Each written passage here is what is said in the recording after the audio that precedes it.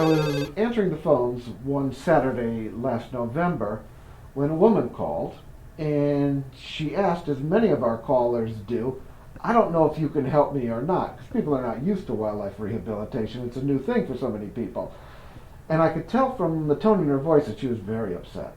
And she said, do you by any chance help toads? And I said, yes, we do help toads. Do you have a toad that needs help? Do you have a toad that has a problem? And she said, yes, I was out gardening, and I was digging in my garden, and by accident, I think I heard a toad. And it's a toad I know. He's lived here a long time. I'm very fond of this toad. If I bring it to you, can you help? And I said, well, certainly, you can bring him to us, and we'll do whatever we can. We do work with toads. And she was calling from Northwest Washington, was here in about 20-25 minutes with the toad in a little box, tears in her eyes, asked, please, if you can, do something to help this toad. I'd be so grateful. Rushed it into the treatment room, and the doctor took a look at it. This toad came in early November of 2021. She was accidentally dug up by her rescuer with a shovel out in her garden. That did unfortunately injure the toad's right front leg fairly severely. She had a broken bone in that arm, the humerus, and did sustain some significant nerve damage in that arm as well. She could not use the arm, she had no sensation in it, and it would have just caused her more pain and injury as time went on. So we did have to amputate the leg. Thankfully the surgery went very well. She moves around beautifully on 3 legs. She can jump, she can hop, she can dig. No problems with mobility whatsoever. Healed perfectly. No problems whatsoever, no complications. It was my first toad limb amputation, and I'm now a toad limb amputation expert. The toad is a good example of the synergy between veterinarians and wildlife rehabbers. Her first steps were in her treatment process with her amputation, which was under the care of Dr. Chuljan. And then once that problem had been resolved, so to speak, she was then released to what we call regular care, at which point she falls under my jurisdiction, where I help to continue to support her as a natural toad to help keep her healthy. So Dr. C's job to keep the toad medically healthy and my job to keep the toad mentally healthy works together to provide a perfect patient experience. We're going to keep her through the winter until it's warm enough to release her in the spring, and we expect that she will survive very well.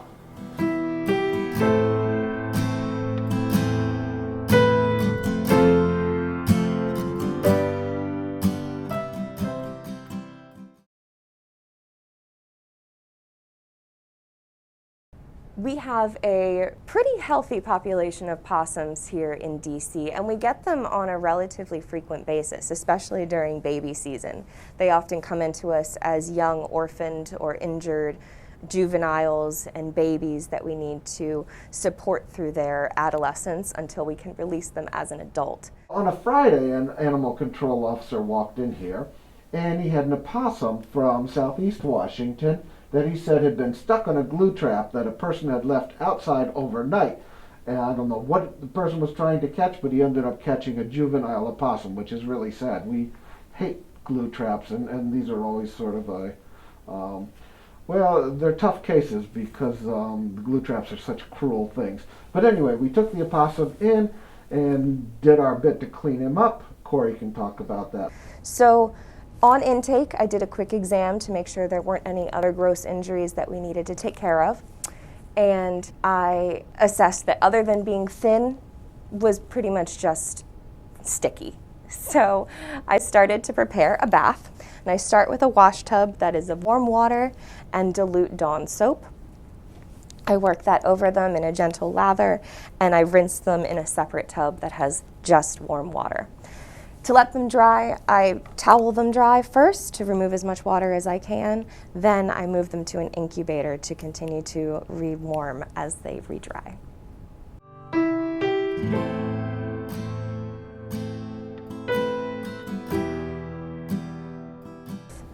And bathing is extremely stressful for wildlife. They don't understand that it's all to help them. There's a strange large creature taking them and dunking them in water and covering them in things that smell not like them. The whole process is extremely traumatic for them.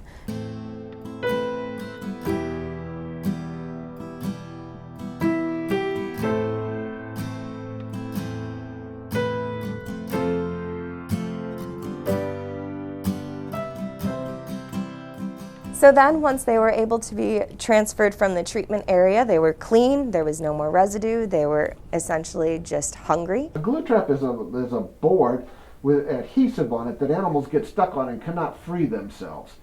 And they're left there to die. Often they just throw the whole thing with the live animal in the trash. All animals have personalities, I can assure you of that. Everything from even the crickets that we have, I swear some of them have more personality than others.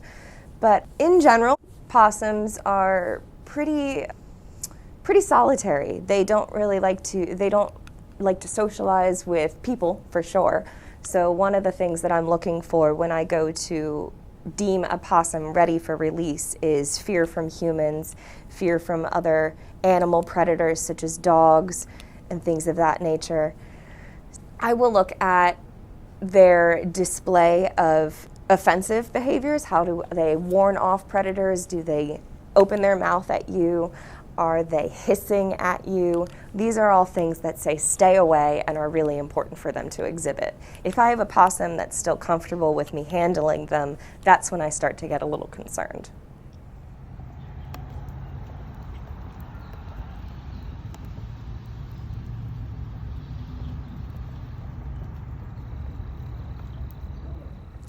After about a month, they were able to be released. They were fat enough, they were feisty enough, and they were ready to take on the world. So we took them to Rock Creek Park and we released them at night, and that was the last we saw. First lesson is don't use glue traps. But if you come across an animal on the glue trap, just take the trap, cover up any exposed adhesive with paper towel with the animal on it, and bring the whole thing, trap, animal, etc., to us. And we know how to take them off without doing them any further harm.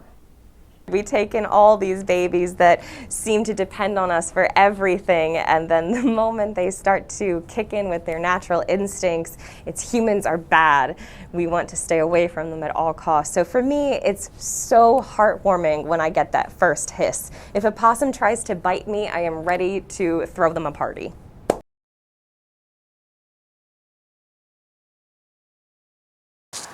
We don't have a name for this disease, unfortunately. We still don't know what caused it, so it's very difficult to label it one thing or another.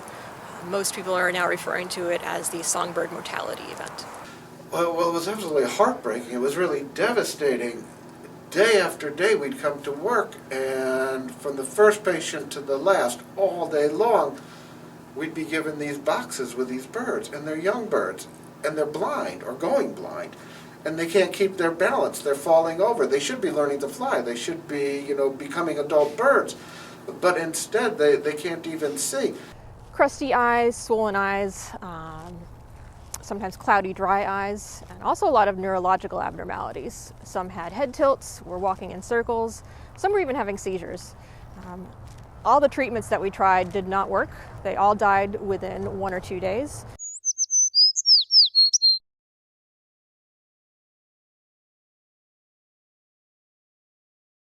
Seem to be, in all areas, restricted to just a few species of songbirds, mostly blue jays, grackles, starlings, and house sparrows, and also younger birds only, the fledgling to juvenile stage. Very few adults seem to be affected by this, if any.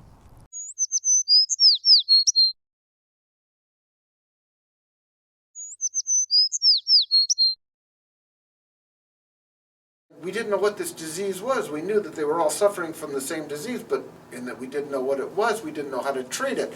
And the various things we initially tried had no effect whatsoever, so we lost every single one of those birds. We tested for West Nile, we tested for avian influenza, mycoplasma, a whole host of other things. There was even some thought that it might be associated with the cicada emergence that happened around that time. Unfortunately, that was ruled out as well. We still do not know what caused this. And we do not know if it's going to come back next spring. We will definitely be keeping a very close eye out.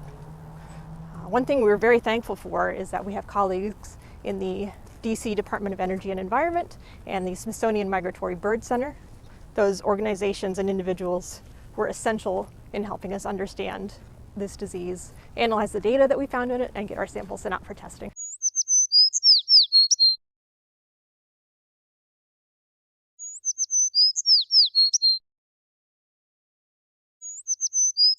Our cases ended around midsummer. Came and left very mysteriously. We don't know what caused it. We don't know if it's going to come back.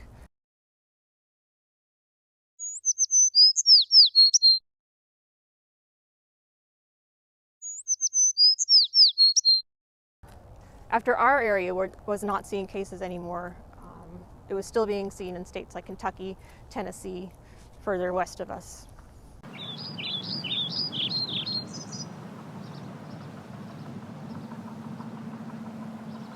It's just devastating. And now, of course, we're worried, what if this happens again this year? We don't know. It could.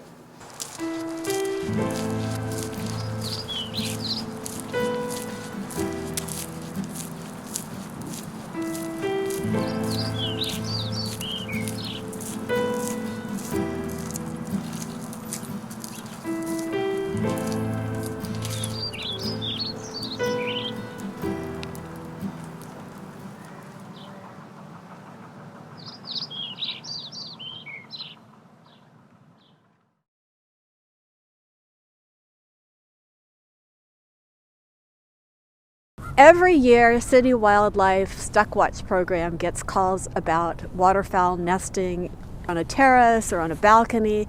DC has lots of landscaped roofs, green roofs, and these make really nice habitat for waterfowl. They're relatively safe.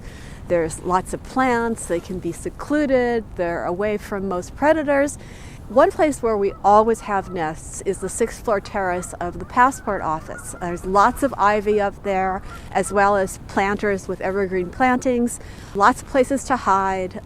And last summer, facilities management was able to identify a couple of nests, and one of them looked different. I got an email saying goose with a question mark, and a little while later, I got an email with a picture of 2 Canada geese and their goslings walking around the patio.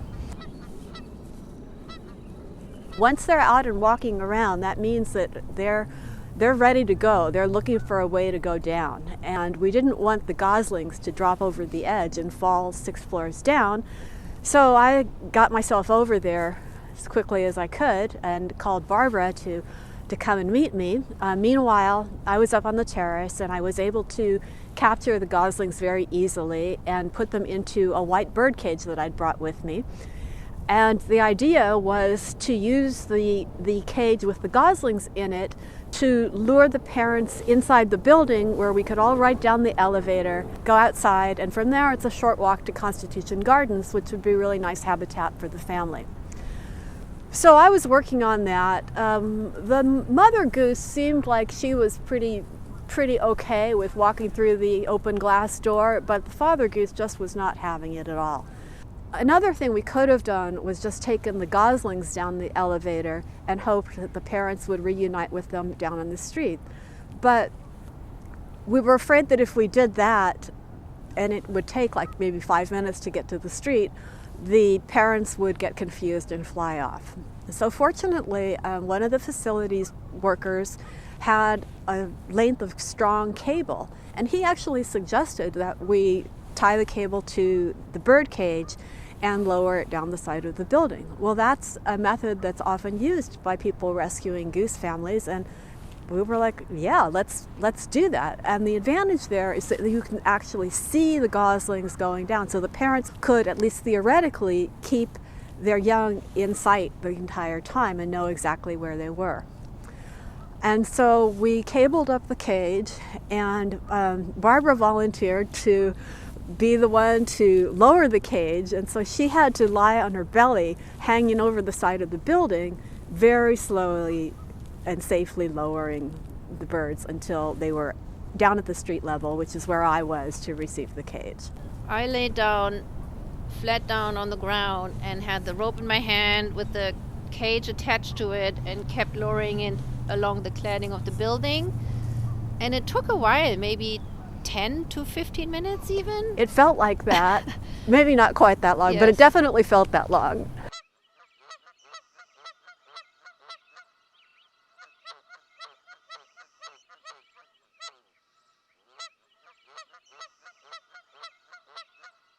We did see the parent geese flying back and forth. You know, they hadn't left the area, but they just weren't zooming in on their goslings. They were just flying here and there. And at that point, I called Anne. So when I arrived, the geese were pretty much gone, and it was getting really dark, and we knew we had no option for reuniting them there. So I took them home overnight. And then the next morning, we met at the passport office in hopes that the parents would be there, but they weren't. And at that point, we were getting pretty discouraged. But we did know that unlike duck parents, geese will foster goslings that aren't theirs. And so we knew that if we could find a goose pair that had young of their own, we might be able to place our goslings in with them and have it all work out. So the first thing we did was go over to the Georgetown waterfront, where there are often geese, and we got to the confluence of Rock Creek and the river, and indeed there were geese there. So we brought the cage down, and the geese were highly aggressive. They came over and started hissing at the cage. So then we decided, well, this is getting a longer and longer shot to work, but let's go see if we can find some other geese. So we checked the Constitution Gardens, no geese there. And at that point, Barbara and I were laughing that we were on a wild goose chase and this was never going to work out. But we decided to come over to Haynes Point. And lo and behold, here was a whole flock of geese right about where we're standing now, on the edge of the river, just south of the Memorial Bridge. And so we got the crate out of the car, and very slowly and carefully we brought the crate over to the geese. We didn't want these geese to fly away. And we expected they'd come and hiss the way the other geese did. But slowly a pair of adult geese came over to the crate and started doing their neck thing, looking very curiously into this crate. And they'd walk away a bit, and then they'd come back and do the same thing. And meanwhile, the goslings were vocalizing, making a lot of noise. We opened the cage, and the reunion was immediate. The goslings started vocalizing, and the parents were going like this up against the goslings. And they all walked off as a family toward the river. And the parents took them immediately into the river. And now I say parents because I think we really did find the parents.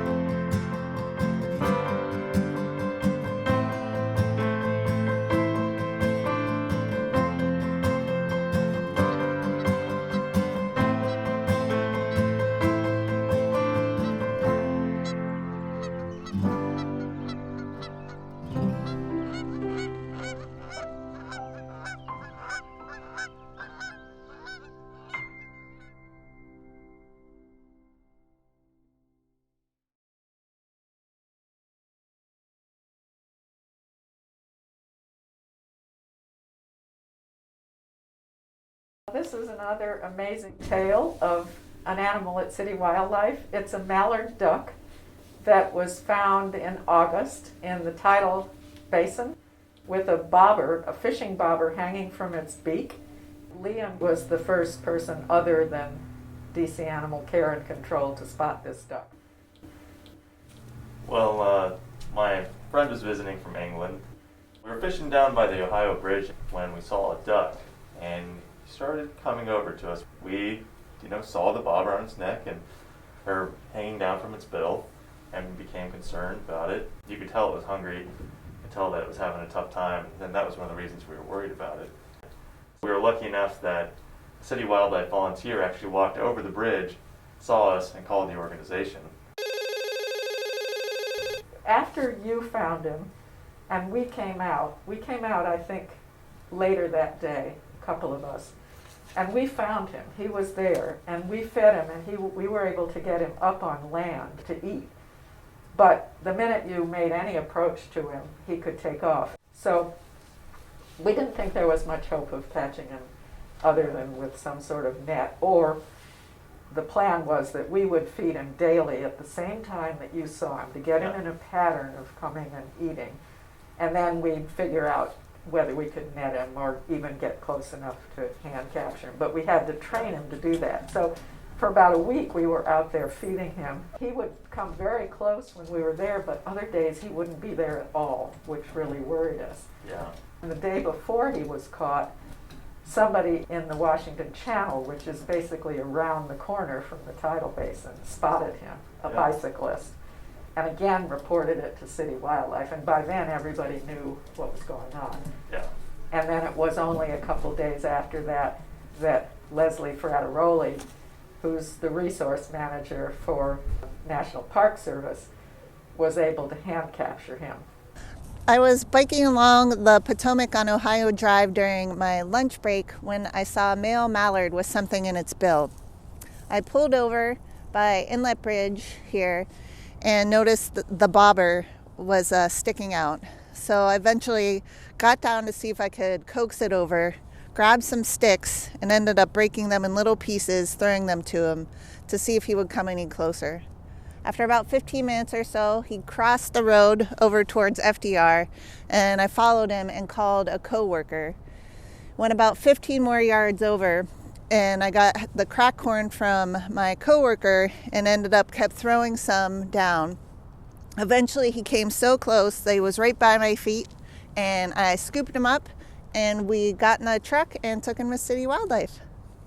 Everybody thought, well, the duck has a bobber in its bill, and it probably has a hook somewhere that's caught in its mouth, because otherwise the bobber would fall off.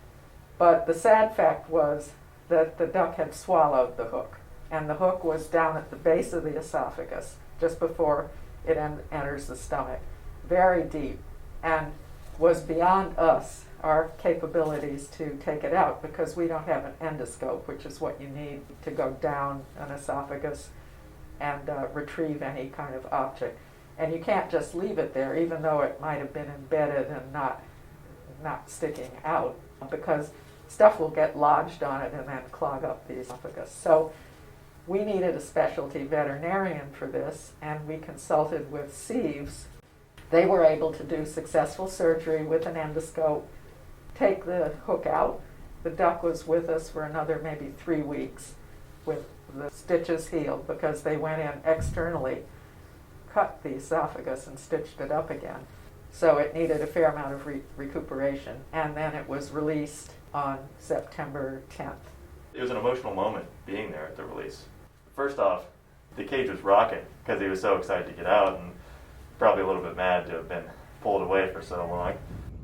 1, 2, 3, open. What I remember from the release is that we thought he'd shoot out, but in fact he didn't shoot out. He took what seemed like an interminable amount of time to kind of figure out, where am I? And then finally, when he came out, it was a wonderful release. We're not just helping the individual animal, and of course we do our very best for every animal that comes in here, but we also want to build compassion among the public. And the only way to do that is to show the public that you value the animal's life, the individual animal's life, and therefore you would support it when they do. Often we hear people say, oh, it's just a duck, there are millions of them. But these ducks are individuals too, and deserve the kind of compassionate care that we can then give them.